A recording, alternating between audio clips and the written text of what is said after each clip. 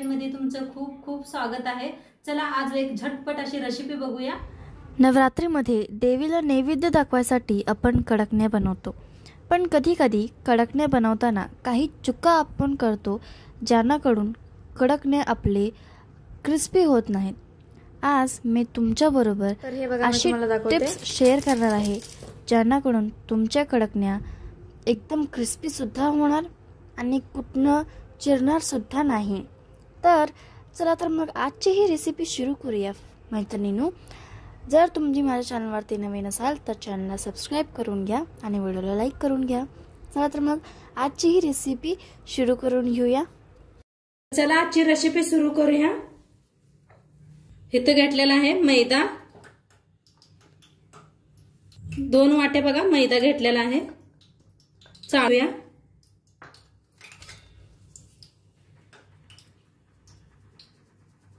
तर बघा इथं 1 वाटी रवा घेतलेला आहे बारीक असा, त्याला मी चाळून घेऊया। बारीक एकदम बारीक रवा आहे। आता थोडंसं मीठ टाकायचं बघा, गोड मध्ये थोडंसं मीठ टाकलं का नाही त्याची चव खूप छान येते।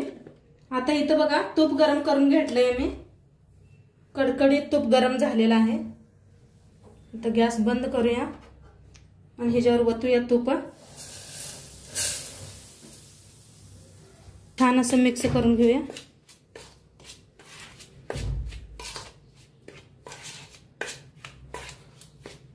असं हाताने घासून घेऊया।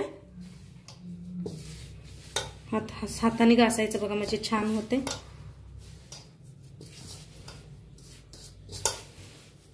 चांगलंच हाताने घासून घ्यायचं, असा गोळा व्हायला पाहिजे ते। छान असं घासून घेतलेलं आहे मी, त्याने असं दोन्ही हाताने घासलं तरी बी चालतं। या छान घासून घेतलेला आहे, ह्याला आपण साईडला ठेवून देऊया। थोडंसं वाटी घेतलेली आहे, बारीक करून साखर आणि इलायची घेतल्या बघा, तर ह्याच्यात वतूया। तर घेतलेला आहे मोठी वाटी घेतली जरा। आता ह्याच्यात वतूया आपण दूध। दूध गरम करून गार करून घेतलेला आहे। आता हलवून घेऊया दूध, बारीक करून घ्यायचं साखर म्हणजे लगेच विरघळत्या दुधात। आणि मी ह्याच्यात इलायची घालून का नाही बारीक करून घेतलं होतं। चांगलं असं विरघळून घेऊया साखर दुधात। आता चांगलं असं विरघळून घेतलेलं आहे बघा। पीठ बी आपलं रेडी आहे। थोडं थोडं करून वतून पीठ मळून घेऊया आपण घट्टसर असं, थोडं थोडं वता।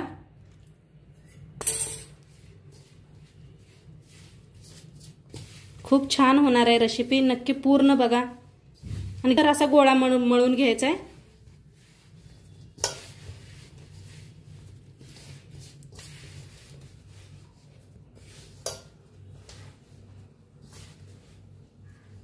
पीठ असं मळून घेतलं बघा, घट्टसर असं मळायचं, खरं मऊ मळायचं पीठ।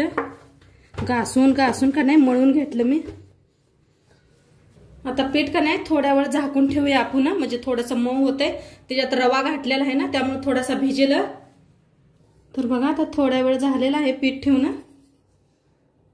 छान असं भिजलेलं आहे बघा मस्त असं। आणि एकदा असं घासून घेऊया।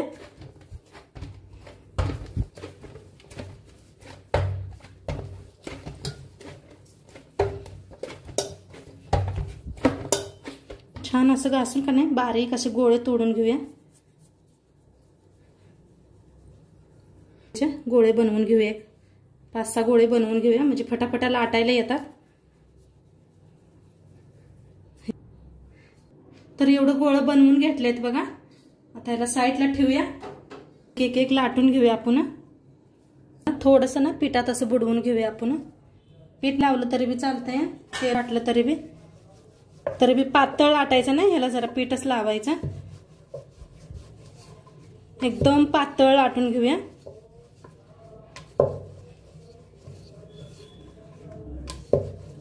असं गोल पातळ लाटून घेऊया।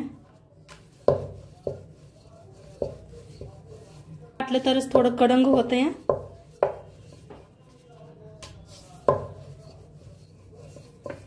तर बघा असं एकदम पातळ असं लाटून घ्यायचं।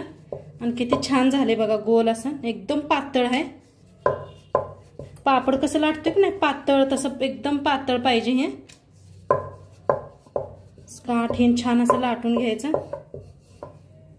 तुमचं नीट असं लाटायला येत नसलं तर एक डब्यास टोपान हिन घेऊन का नाही ह्याच्यावर ठेवून असं कापू शकताय तुम्ही. तर आपलं बरोबर आलेलं आहे. बघू शकताय तुम्ही किती गोल, किती मस्त झालेला आहे आणि एकदम ह्या पद्धतीने पातळ केलेला आहे. आता ह्याला एका प्लेटात काढून ठेवते आणि एक 5-6 असंच लाटून घेऊया. चला आणि एक लाटून दाखवते तुम्हाला.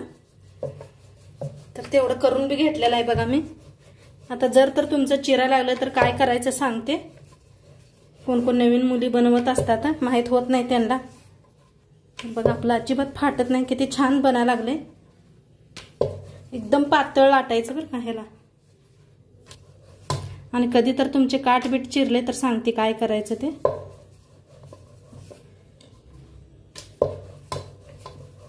आणि पीठ लय जास्तच घट्ट मळला असला तरी पण दूध घालून आणि थोडंसं मळा त्याला. नाही असं एकदम बरोबर लाटा येत असलं तर काय करू नका अजिबात पिठाला. तर बघा एक असं डबा घ्यायचा आणि असं कापायचं, म्हणजे गोल होते आकारामध्ये येता, एकदम येत आहे. तर ह्या पद्धतीनं बघा आणि थोडंसं लाटायचं ह्याला.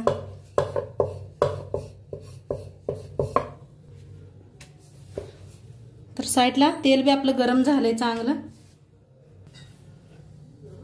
तर आता तुम्हाला तळून दाखवते. तर तेल चांगलं आपलं गरम झालेलं आहे. थोडंसं टाकून बघितले बघा त्याच्यात. तेल चांगलं गरमच होऊ द्या, फुगवून घ्यायचं नाही आपल्याला ह्याला. छान असं तळलं गेलेलं आहे. क्रिस्पी होऊस तर असं तळून घ्यायचं. तर एका जाळीवर असं काढून ठेवायचं. दुसरं बी दाखवते तुम्हाला तळून. तर बघा असं छान असं तळून घ्यायचं. फुगलं तरी बी काही नाही, त्याला कडंग तळून घ्यायचं असं. गॅस कमी करून थोडंसं. आणि तेलातनं बाहेर काढलं की नाही ते आपोआप कडंग होतं या. नाहीतर तुम्ही लई कडंग होईल म्हणून असं लाल भडक तळून घेऊ नका. तर ह्याला काढून घेऊया. छान तळलेला आहे. थोडंसं बाहेरच काढलं की नाही होतंय तिने कडंग. तर ह्याला काढूया.